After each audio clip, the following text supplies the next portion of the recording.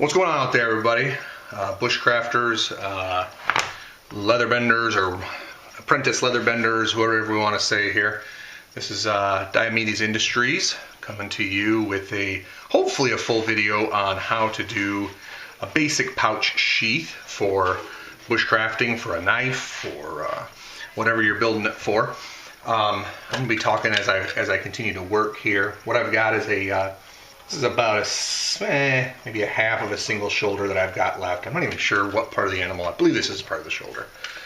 This is left. I order it in full sides from Wickett and Craig, so I've got about this much left on one side. I've got another side in the closet. But it doesn't matter what you're starting with in terms of leather. Whether you have a single shoulder, double shoulder, whatever. The first thing I want to tell you to do here is to draw a pattern, and any pattern can work in this sense. That's up to you. I'm not going to go through the pattern here. I've got a pattern here that I've been using for some time that I believe is tried and true. Basically, though, it was patterned off of the JRE Bushcrafter sheath back when they were working with Bark River. I say pattern off, it's more like inspired by, because I've changed it over the years and made some changes and everything. But anyway, let's assume you've got a pattern. What I would first do is to trace it onto leather. Now, let me show you my pattern here. I've got this is for a fiddleback, Andy Roy Fiddleback Forge. I've been making quite a few sheaths for his customers for some time now, along with a lot of other good makers. But this is my pattern here that I come up with my notes on it. This is just a center line that tells me where to fold if I need that. This is a center line on the belt loop. You don't need an integrated belt loop. There's some strengths and weaknesses that I'll probably talk about later. But you can have it attached, have it not attached. But this is my pattern. What I did then is I traced it onto the grain side of the leather. Now, anytime I'm working on the grain side of the leather, I try to use an awl. I didn't use one of those for quite some time. What I used was a red uniball pen. Either way actually works pretty well. I'll make a mark here. The reason you use red, and the only time you can use red, is if you're dyeing the sheath. If not, try to use an awl. You see this one awl mark here. That's actually setting it up for a cut that I'm going to make later. But an awl leaves no ink, of course, on your sheath or on your leather. But red, if you use it carefully and sparingly, and you're dyeing it later, especially black, but even brown, will fade away into the dye. I learned that trick from Chuck Burrows. He's got a great video out there. I think it's just how to make basic pouch sheaths. I'll put a link up in the comment section. But Chuck is a really good guy. Been doing leathers forever, I'm sure. He's no spring chicken, but he's got a great video. I learned a ton in his video, so I highly recommend checking that out if you get a chance. But he uses red pen and it fades right away and he has no trouble with it. Paul Long, and many other people, but Paul Long in his video uses an awl, and I wasn't using one until then, and I said, if Paul's doing it, who's one of the best, just like Chuck, let me give it a try, see what I can come up with, and I really liked it too, for all the reasons that he recommended it. And so use what you got. Just don't use black pen or anything like that, or you'll be sad later, potentially be sad. So I'm just making cuts here, and notice what's going on here. I've cut out a rough piece of leather, the pattern, a rough cut out of a big piece of leather. What I highly encourage you to do is the same thing. Whatever you got, don't try to just draw the pattern on a double shoulder or a big piece of leather and expect you to make good clean cuts out of that big chunk. It's not going to work. Don't do it. Now, I don't think you should have a ton of waste. Some people have a ton of waste. I don't believe in that either. I view this as an animal dying. For me to have something like this, and I try to respect that. It's a little zen of me or whatever, but that's the way I feel. So I try to respect that. So I make a rough cut say 1/4 inch around, especially in these places where I know I'm going to have these harder corners to make. So make a bigger cut there, and then I don't have to worry about it, and I can flip. You can see what I'm doing. I'm just flipping this thing a million different ways, and trying to make these careful cuts. This one here on this corner, and I'm not even going to get as close as I could get. I know I can always trim that back. But what you don't want to do is get caught trying to make, super maximizing your leather and making a terrible cut, and then you have to redo the whole sheath. Then you're wasting leather. So efficiency comes with a little bit of economy, but I think in the long run, you're making better cuts and you're able to save more leather than you would be if you were to be making a cut out of a big piece. All I'm using here is a carpenter's knife, utility knife, whatever you want to call it. I've used a lot of other things. A lot of guys use head knives. That's a pretty specialty knife for leather makers. And you see how many times I'm taking my time just chamfering back this corner here. This corner is important. It's right there at the opening of the sheath, and people are going to see it where the eye is drawn. Of course, I'm careful, as much as I can be, but I'm not going to be as careful inside the bottom of the sheath or something as I am at the very opening. It's just where the eye is drawn, and it better be perfect. So, kind of the show point, or one of the show points of the sheath is right there at the opening. A lot of guys use head knives. That's pretty specific. I don't think you need it. I used to use, I'm seeing if I can find it here real quick in my room. I used to use a Bark River, here it is, Bark River Micro Tusk. Just a nice small 3-finger knife. Used to keep it really, really sharp. It's probably not as sharp. Look at that, it's got glue on it. That's bad. Not as sharp now. Some people use craft knives, like an X-Acto. Use what allows you to have full control and make good, nimble cuts. Okay, these cuts are important. I think that a lot of mistakes that people try to clean up, including myself, I'll speak for myself. A lot of people that I try to clean up were made in the initial cutting and could be spared if more time was taken in the cutting. Gary Grayley was talking about this the other day, another good maker, about taking more time, certain points. He was saying 15 minutes. A lot of people say, a lot of craftsmen, a lot of artisans say 15 minutes. Taking more time on doing a project would go from good to great in that sense. And I think in a way that's correct. What I'm trying to do now, and I'm sorry my big head is in the shot there, I'm going to try to straighten this line up. I'm going to make this particular dangling integrated loop, belt loop, drop loop, whatever you want to call it, about 7/8 of an inch. So what did I just use there? Just a straight, I would, grab one of these. You probably have one in the house. If you don't have one that's all metal, at least the wooden one with the brass metal edge, that helps you make straight cuts. So when I'm making a straight cut, and that's not as fine as this one, I'll just put the ruler up to that edge and run down the ruler, and I should be good to go. All right, I'm gonna cut off some of the end of this. This is fat, it's okay, it doesn't need to be super thin. Let me double check this. The eye can pick up such simple, minute details. 15/16, 15/16, that does need to be trimmed back just a little. If you can hear my kids in the background, they're playing Minecraft back there. So good for them, having fun tonight. I'm glad that they can still be friends most of the time. But if you hear them, just know that that's what it is. No raucous party at my crib.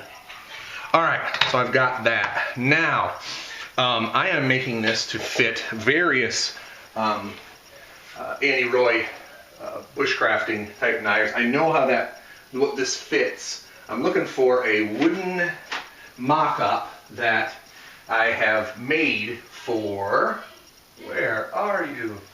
For, you know what? I'll just grab a real one since I can't find it. Since my room is not as organized as it could be, please dance amongst yourselves. Coster. There we go. All right. In fact, this is the first Arate, besides the prototype, that Andy has himself. I designed the Arate forever ago. Andy was kind enough. God, that's just getting so beautiful. Okay, I'm talking about my own knife here, but that Osage is getting so nice. I happen to make another knife out of Osage, and that's what Osage starts like, that yellow. And look at that, man. That gold is just turning translucent. And he does a wonderful job with this knife. Very consistent from knife to knife. I've got a whole bunch of wooden patterns or mock-ups that I have of various ones of his knives, so that when I'm making and wet forming and all of that, I can fit it to the knife. I'll just use the actual knife here. Be careful, if you're using your actual knife, this is high carbon steel. Any high carbon steel, when it is damp, the leather is damp, when you touch high carbon steel to leather, it's going to turn black on you. Make sure your table is clean, make sure your work surface is clean. Even when you start using sandpaper, especially you knife makers, do not use a belt you used on steel. It will turn your edges black, it'll turn everything black. Just don't do it. Not worth it, not worth trying to clean up. Okay, the reason I grabbed that, let's start to do a little bit of wet forming here. Not much wet forming, really just kind of preparatory. I've got a wool dauber that we're going to be using later for dye. This is just an old wool dauber that I probably used on British tan or something. Actually, I don't think I actually did use this on anything. I just chucked it in there. You could dampen the entire leather sheath here. I don't find that I need to. Plus, every place where this is damp accepts every mark. In fact, I try to keep a pristine cutting board for when I'm doing sort of careful cutting. This is just a rotary mat from like Hobby Lobby or whatever. Here is just a little cheapy dollar store dude. It's got a little grain in it, and so I'm able to hide now, you know, or not hide, but I'm able to match up. So I'm doing, you know,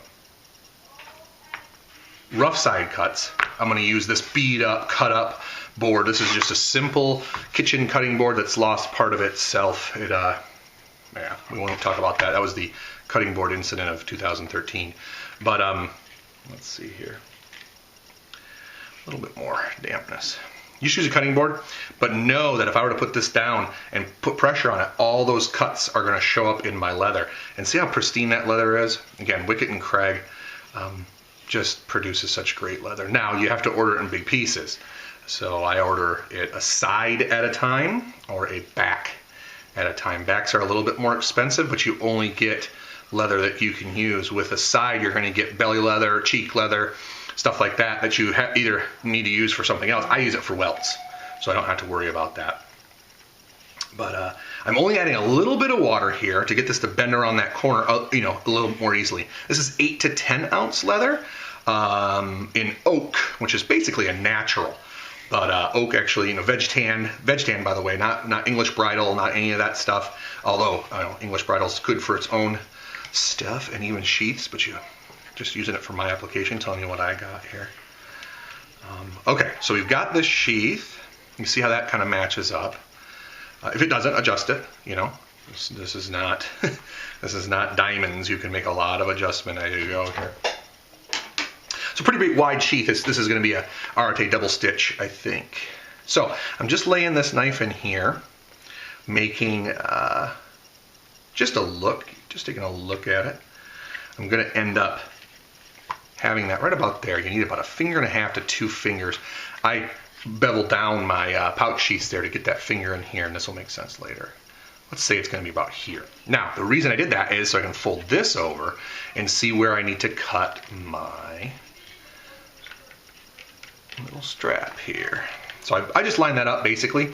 I've got a lot of slot built in to these designs. And so I make a mark there real quick. And that's where I'm going to cut that off.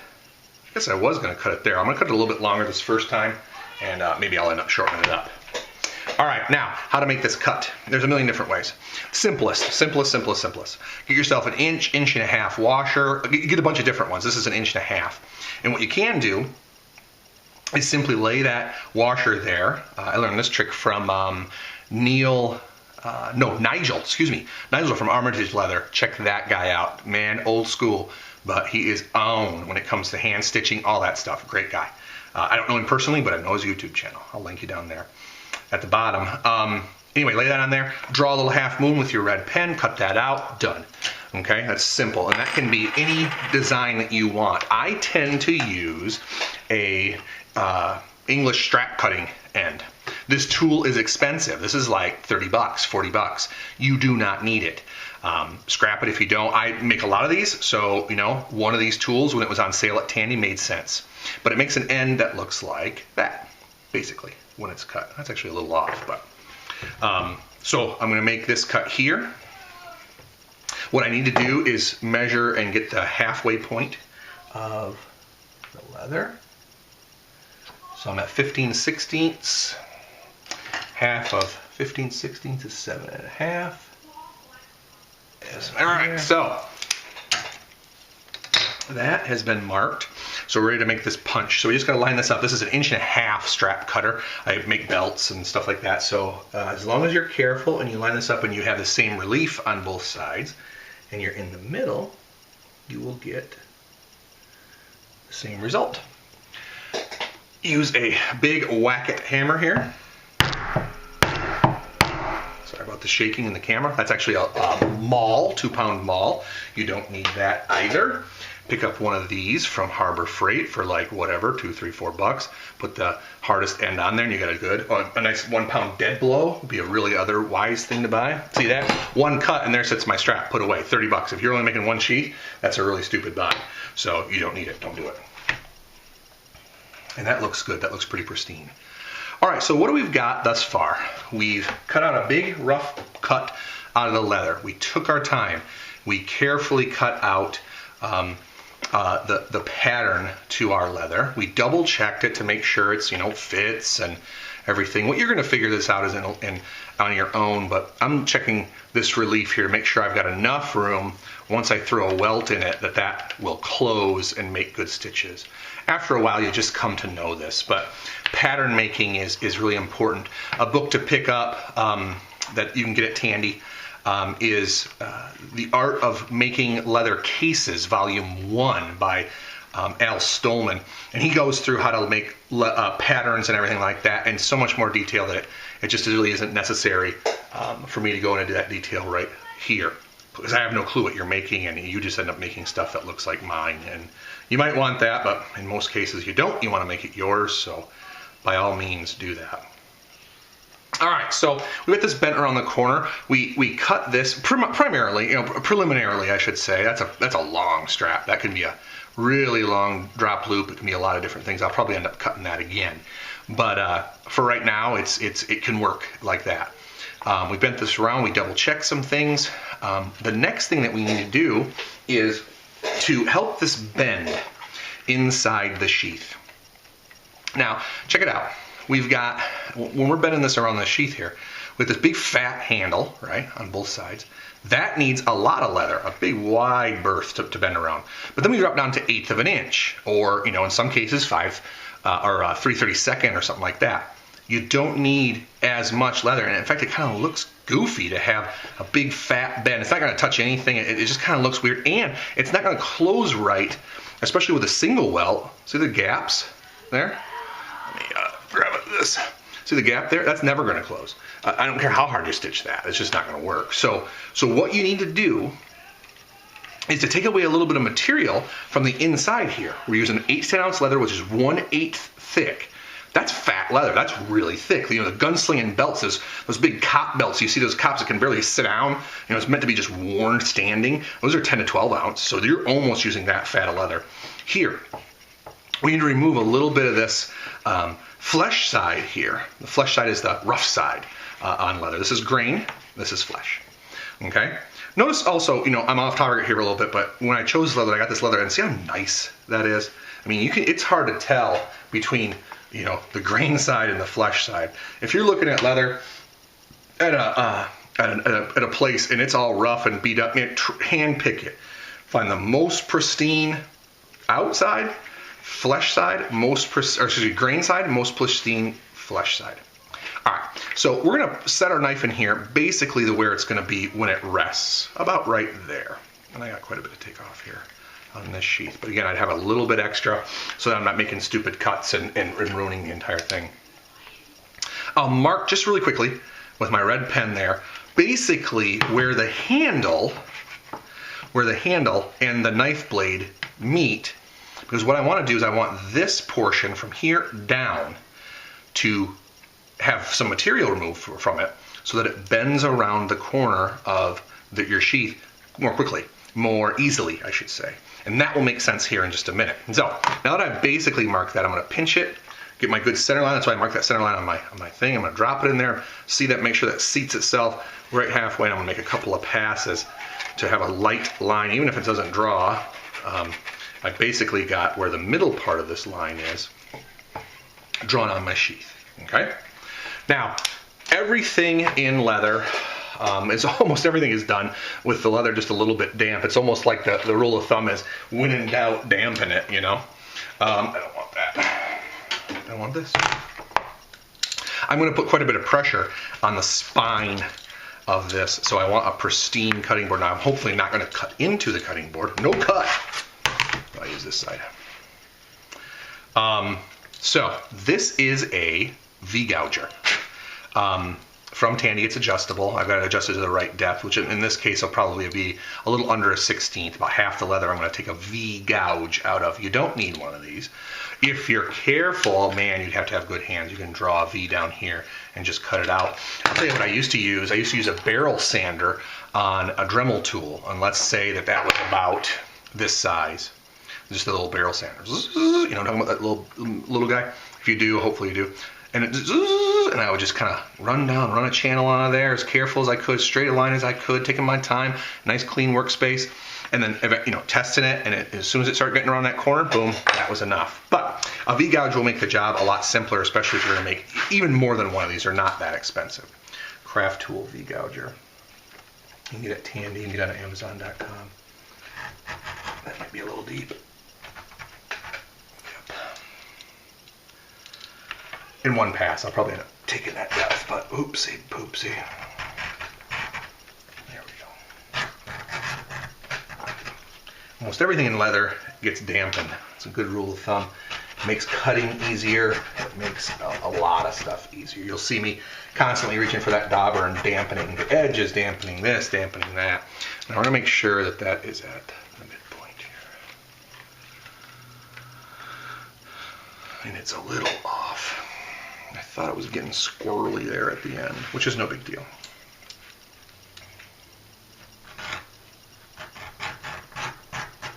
You end up making 3, I think, is optimal for this type of turn. 3 gouges all the way down. And here's how I do it. I run my straight line first. There we go. I get that one cut. And then I use, see those little legs off to the sides? I use the legs, put it right in the side, put in that groove, run it down again. And what I'm really doing here is, why are you grabbing so much? What I'm really doing here, there we go, is creating 3 V's right next to each other so that when you close this sheath, those 3 V's close up as well. So you can imagine they're all V'd like this, V, V, V, you know, all out like that. And then when you close it around, they're going to close like that. And so at the point where that touches, that's going to not be seen. You won't be able to see these cuts. They're on the inside of the leather anyway. See how that's giving a little bit of the grain from the board on here? It's so similar to the grain of the leather that I find that just disappears. So I like this little cheapy cutting board for doing what I'm doing, but also don't go off the edge and gouge your cutting board, because then that will leave a mark in your sheath. Anything, any freaking thing will leave a mark in your sheath when it's damp. Literally, trim your fingernails. Don't have dirty hands. Don't have grease on your hands. Don't eat potato chips while you're doing leather work. All sorts of stuff. Don't do it. It's not worth it. You'll leave permanent marks. Oh, I gouged my cutting board a little bit. I'll trim that off. The Arte, it can do anything. All right, buyers today. All right, so see now, okay, check this out. I haven't really done anything different. You know, I haven't, added any magic sauce or anything, but see the difference in how that leather then, see, look at it, fat, boom, and it drops in, and it mimics just how that knife is gonna look. That looks good, I think. That's how sheath makers do it when they drop this in here. What it also does is allow you to wet form that a little tighter right there, and locks that in so you can't, it's tougher to over insert because that will have a natural bulge that doesn't want to go past. Always good. So we've got that set. We have, in recap, we have set, cut the sheath, cut it out fat, cut it out thin. Checked out our belt, checked the belt drop loop. We dropped a English strap cutter on the end of there. Boom, we set that midpoint, got that all set up right. Dropped our V-gouger in. You notice how that disappears, Purdue. And it will disappear even more when we put a welt in there. I'll show you how to do all of that in a little bit. I'm just trimming that off so you can see that a little bit better. See how it just disappears? That's good stuff right there. And then we're moving on to the next part.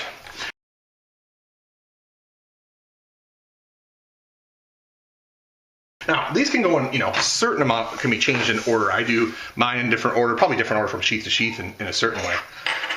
One thing I would encourage is have your workbench in an area you can keep your stuff clean. I'm not as good at it as I should be.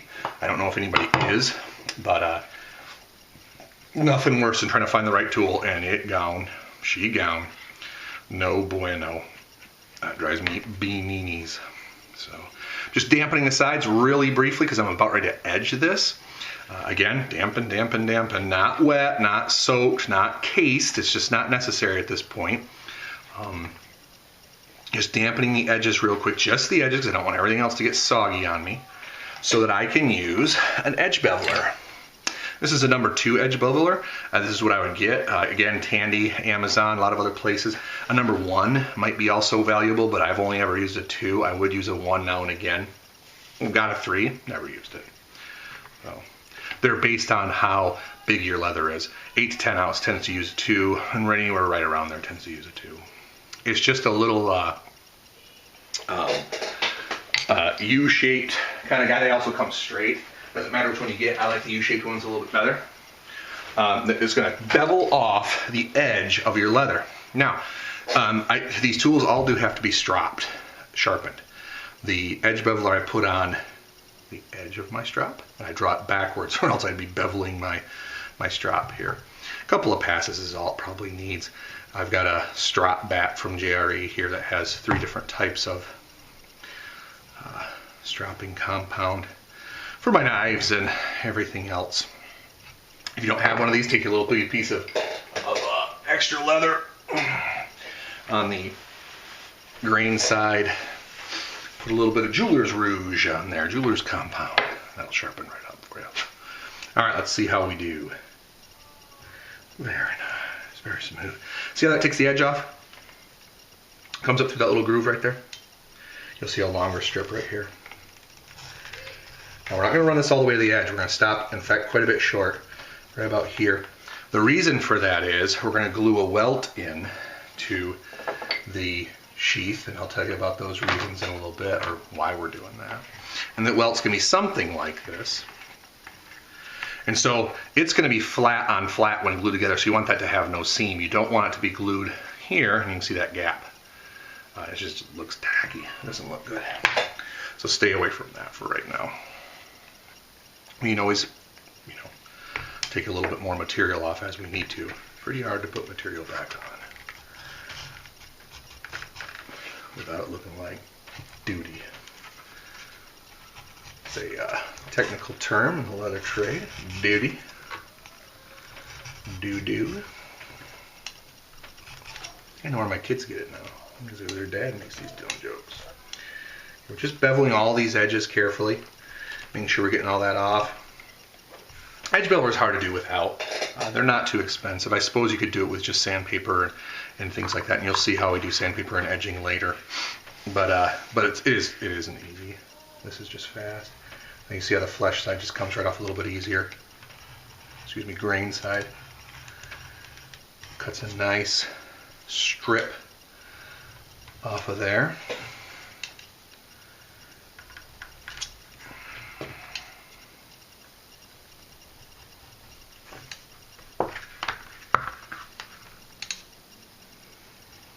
You just slow down. I'm trying to go fairly quick so the video doesn't drag on, but I gotta slow down so I'm not turning out crap work.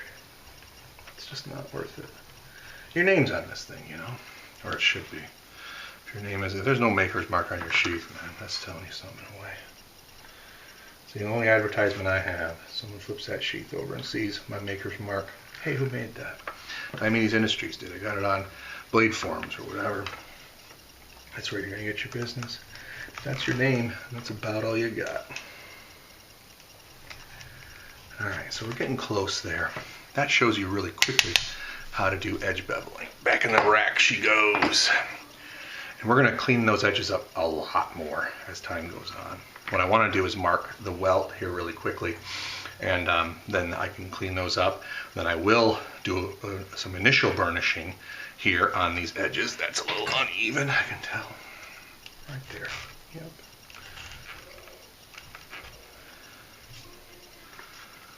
There we go.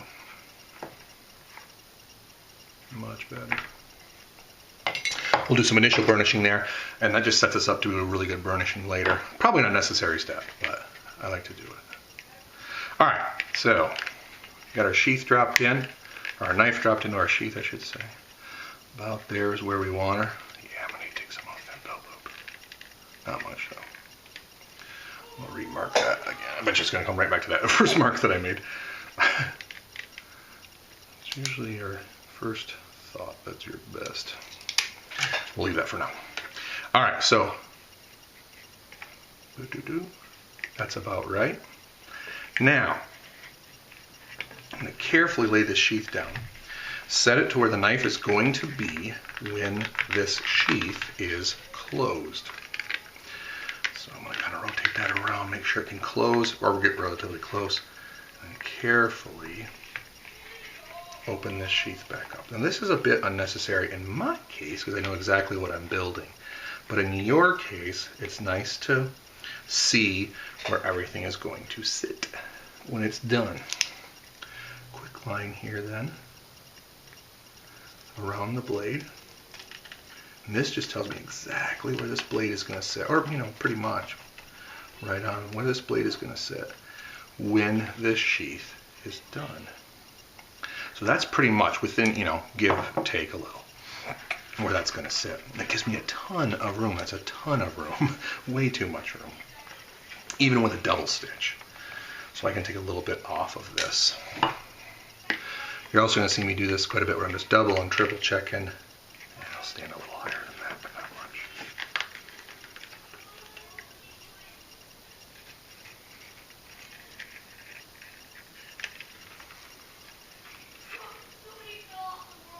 It's not bad. Okay. So, I think what I want to do is take a little bit off of this sheath. Again, the blanket's cut a little bit big, and everything is right to the specific knife that you're building. So, like a ½ inch there. Oh, you know what? I'm going to go out there. I'm going to see how much that is. That's just a quarter, and I'm going to take a quarter off all the way around. Okay? All right, so you got an eighth off all the way around. I know this is basically the correct design. You know what, too? I'm going to blunt this tip just a little bit, just to change up my design a little bit. Draw this back. Doesn't need to be perfect, because all this can be adjusted. You do it your way. Hopefully what you end up with is a design that you can just do, it fits. You end up when you're doing your own leather, though, a lot of one-offs. It's not like you buy 50 of the same stinking knife. So you'll end up doing your own, and you have to tweak it as it goes. So I'm kind of glad that we're doing this, because it looks just like it looks when you guys are going to be doing it. Where be my cutting board? I can use this. Move that block of stone out of the way there. I'll talk about that more. She reminded me to talk about it though. All right. Fortune favors the bold. I'm going to cut there, and I'm going to cut the tip right off, because I'm not going to need that. It's ugly. Yes, it is. Okay. Try to pick a part of the mat that I don't use a lot. So I can keep control and make a light cut first, and I can follow my own cut line. See, I put my finger down here to rest that. You can do a lot of these little cheats. Cutting leather, if you slip, one, you're cutting towards yourself all the time, and two, you've hacked up a good piece of leather. There's just nothing more sad. Well, I'm sure there's a lot more sad, but you're making your own sheath.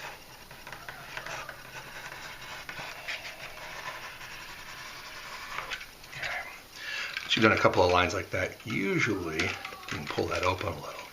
In your final cut, and just trace it. Keep it vertical, though. Don't lean in or out, or you end up making the wrong cut. I even lean a little out before in, so that cut is a little fatter. All right. So, yeah, I only took it off one side. So now what? We have to trim this, true this up. So, pinch your flat again. Get it about where it was. Grab my pen that should have been back in the jar that I've got for it, but wasn't. And make your trace line again. Again, man, I'm just telling you, just encouraging you to make little tweaks as you go. Really take your time. One of the things I learned from a guy who's teaching me a little bit about knives, not that he is not teaching me a little bit, I'm learning a little bit because he knows a ton. Stan Busick, who is a guy who makes great slip joints. A lot of great knives, actually, but doing a lot of slippies now. Man, he looks more than he grinds. I would think somehow that you're not doing anything. He'd tell me, you gotta look at it more, man. You don't have to take off. How are you gonna fix that? If you don't know how to fix it, you're just grinding. I'd somehow believe and conflate doing with accomplishing, He'd look at something for 20 seconds, grind it for 2. And it'd look way better than my grinding for 20. Take a good long look at it. Take your time. Take a break. Leather can be frustrating. Anytime you learn anything new, man, get a new skill set, it can be frustrating. I'll take a break as you need to. Take a break.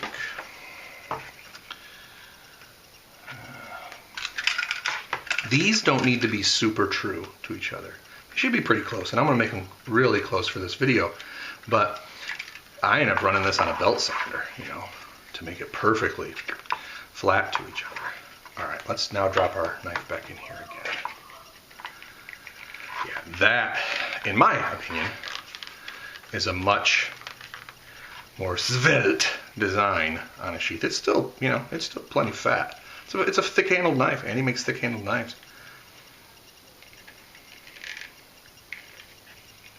Yeah, I do want to take that off. So I'm going to adjust that strap again.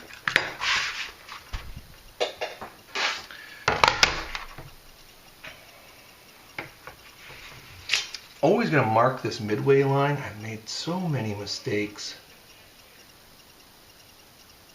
not having that, eyeballing it and not having it just quite at the midline. Dang kids these days.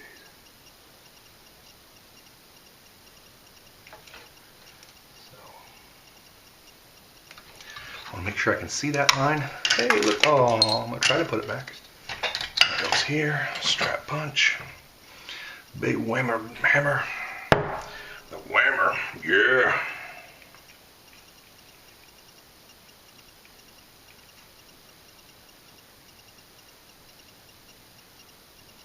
Taking my time to line this up. Again, sorry if I'm boring. Fast forward if you need to. A little bit off, man. It's just obvious. The whammer. Yeah. Alright, put that away. Dampen the edge here just a little bit. Because I've got to fix that now. Put that away. Put the whammer away.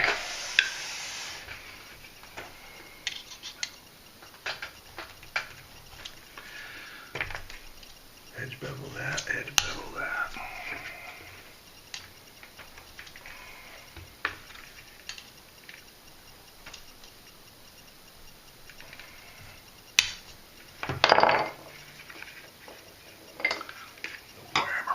Okay. So, yeah, perfect. So what I've got there is this loop, now this little strap here, basically comes up to the ridge of the knife. It's going to sit right about there. In fact, I'm going to mark that so that I know where that bends from here on out. Bing. Like I said, in red, that disappears. All right, so now I know where that's going to bend. It's going to sit right here, just like that. Plenty of belt. I'm going to sew up a little bit, sew it together. But as long as I have over 2 inches, which I have plenty, any belt that this is made for is going to fit. Okay, so we're done with that part. Now we're going to mark where we want the belt to be.